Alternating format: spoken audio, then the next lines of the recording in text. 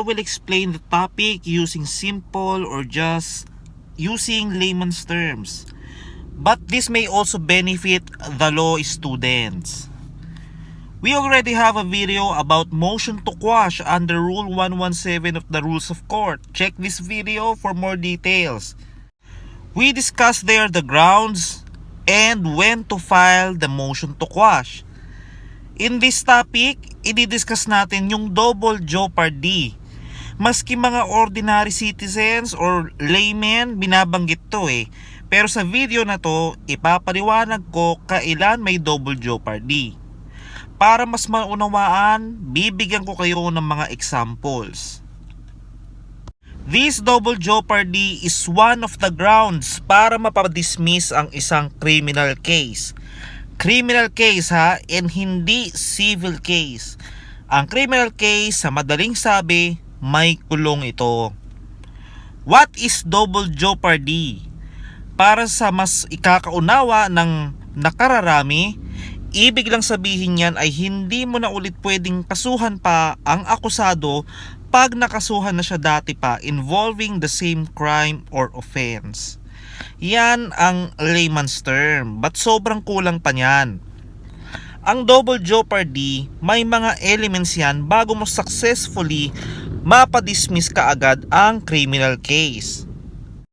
Pero before natin i-discuss sa mga elements, for the benefit of the law students, ang sabi sa rules of court ay ang double jeopardy when an accused has been convicted or acquitted or the case against him dismissed or otherwise terminated without his express consent by a court of competent jurisdiction upon a valid complaint or information or other formal charge sufficient in form and substance to sustain a conviction, and after the accused had pleaded to the charge, the conviction or acquittal of the accused or the dismissal of the case shall be a bar to another prosecution for the offense charge or for any attempt to commit the same or frustration thereof, or for any offense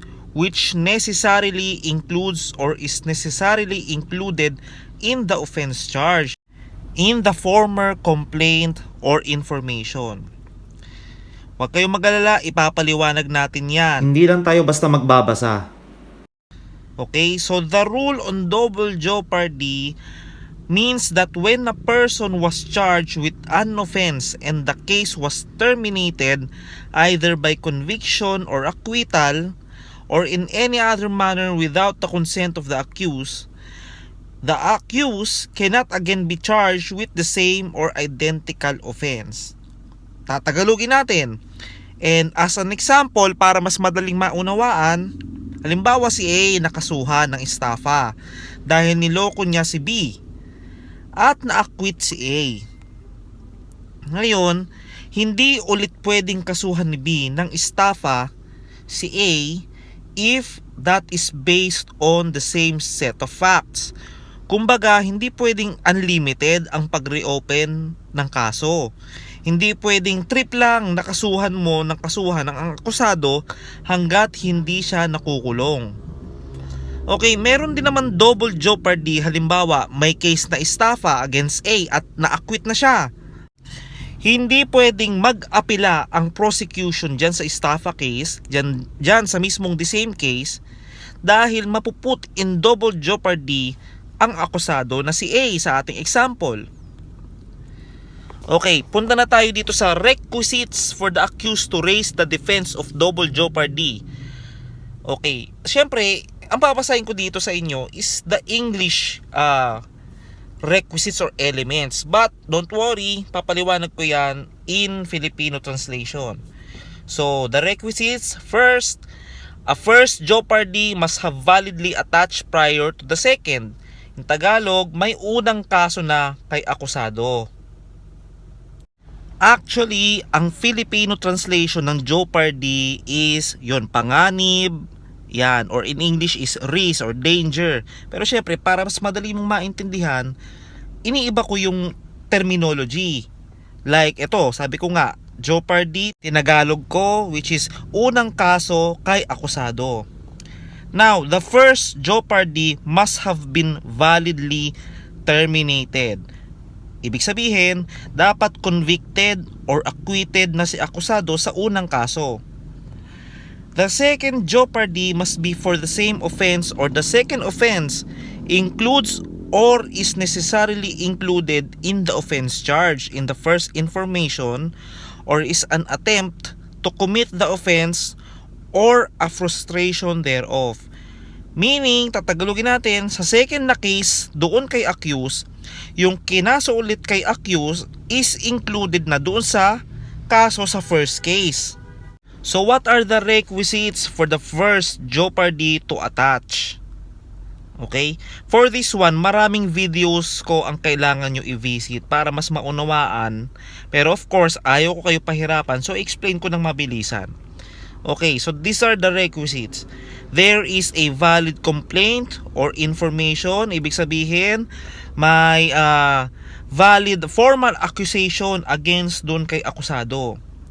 Second requisite, meron dapat competent jurisdiction na magtatry doon sa case. Ibig sabihin, yung korte na magtatry doon sa case o didinig doon sa case, meron dapat siyang kapangyarihan dinggin yung kaso. Third requisite is the arraignment. Ibig sabihin, nabasahan na si akusado ng sakdal or formal accusation. Okay, plea, guilty or not guilty. Yan yung fourth requisite. So the fifth requisite, si defendant is acquitted or convicted or the case was dismissed or terminated without his express consent. So, tatanungin nyo, ano ba ibig sabihin ng consent dito? And bakit ba dapat ma-dismiss or ma-acquit or ma-convict si akusado na without his express consent? So, ganito lang yan. Ibig lang yan sabihin, terminated na yung case, hindi dahil sa sinabi ng akusado. Halimbawa, i-postpone ang case. Dapat talaga yung pag-dismiss ng case ay dahil sa pagdedesisyon ng husgado. Yun nga, yung acquitted or convicted, yung akusado. Pero of course, merong exception dyan. Na kung saan, meron pa ring double jeopardy kahit with the consent ni accused. Ibig sabihin, pwede pa rin may double jeopardy kahit na yung initiative nang galing sa accused. So what are those? Ito yung pinadismiss niya ang criminal case by demurrer to evidence. Ang demurrer to evidence, pinafile yan after mag-present ng ebidensya ang prosecution at pinafile yan on the ground na kulang ang ebidensya ng prosecution para patunayan na nagkasala si akusado. So sa madaling sabi, motion to dismiss lang yan, demurrer to evidence. Okay, in layman's term, nagfa-file si akusado ng papeles sa husgado, sasabihin na ipa-dismiss yung case kasi kulang yung ebidensya laban sa accused. Hindi napatunayan na nagkasala or hindi napatunayan na maaaring guilty ang accused or na-commit niya yung crime charge. Next example kung saan meron pa ring double jeopardy kahit na initiative ni accused. O ito yung motion to dismiss for the violation of accused right to speedy trial.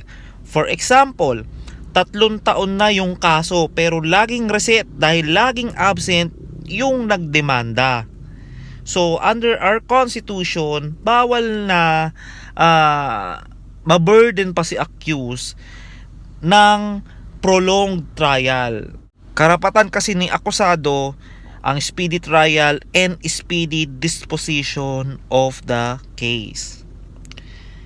Okay, di ba lagi natin nababanggit na magkakaroon ng double jeopardy pag kinasuhan ulit si akusado ng same charge nung first case? But merong exception dyan kung saan hindi magkakaroon ng double jeopardy. So ayon ulit sa section 7 ng Rule 117 of the Rules of Court, okay? So hindi magkakaroon ng double jeopardy pag the graver offense developed due to supervening facts arising from the same act or omission constituting the former charge. So tatagalogin natin, and by way of example, para mas madali nyo maintindihan, unang kaso kay A is attempted homicide dahil nasaksak niya si B.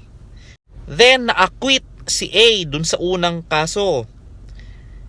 A few days after, namatay yung nabiktima niya dahil malubha pala yung saksak na ikakamatay pala niya. So yung dito, yung biktima is si B.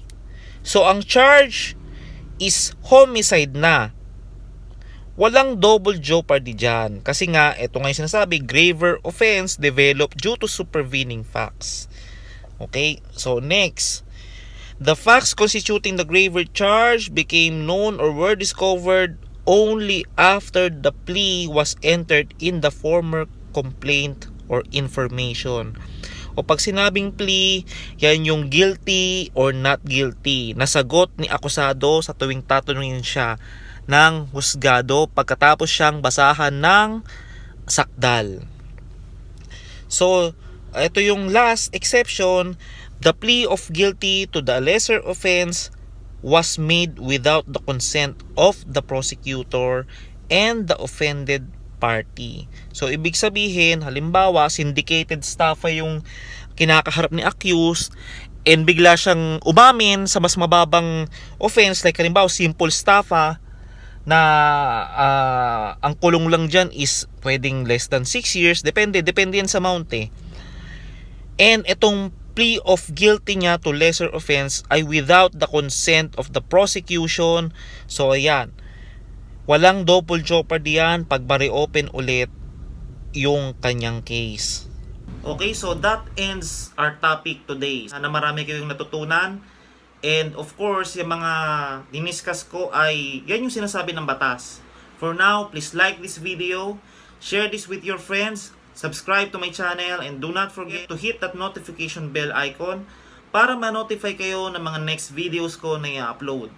Thank you for watching. First, yung mga dinidiscuss ko sa mga vlogs ko are based on my experience. Example, as a buyer of a car. Sa mga videos ko, pinapaliwanag ko lang yung sinasabi ng isang batas. In short, for academic discussion purposes itong vlogs ko. Second, in my videos, I do not give legal advice. Kasi baka mamaya yung kalaban nyo ay kliyente ko pala. So I do not give legal advice para wala tayong conflict of interest.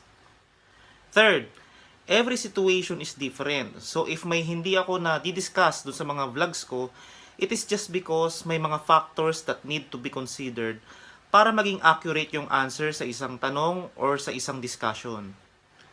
Kung may gusto kayong linawin, comment na lang kayo sa video. Last, kung meron kayong actual case o meron kayong gustong ireklamo, ibang lawyer na lang yung kunin nyo kasi I do not create my videos para mag-advertise ng services. So, yun na yung 4 reminders ko. Just do not forget to subscribe to my channel.